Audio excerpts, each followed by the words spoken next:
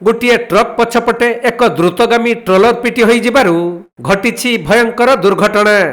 Cabin भितरे चापी होई ट्रोलर ड्राइभरंकर मृत्यु होइथवा बेले अग्निशम विभागर कर्मचारी माने पहुंची मृत ट्रोलर ड्राइभरंकु केबिन भितरु बाहर करिथिले।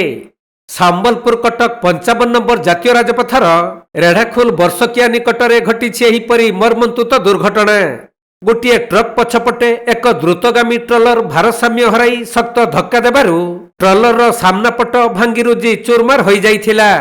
आउ गाड़ीर ड्राइभर केबिन भितरे चापी होई रही जाइथिले। खबर पाई रेढ़ाखोल अग्निशम विभाग और पुलिस घटनास्थल रे पहुंची मृत ड्राइभर को उद्धार करी शव व्यवच्छेद पई मेडिकल को पठाइछंती। एपटे दुर्घटना संपर्क में पुलिस तदंत करुवा बेले मृत ड्राइभर जनक बिहार राज्य मोतिहारी जिल्लार अजित सिंह बोली जनापड़िछि।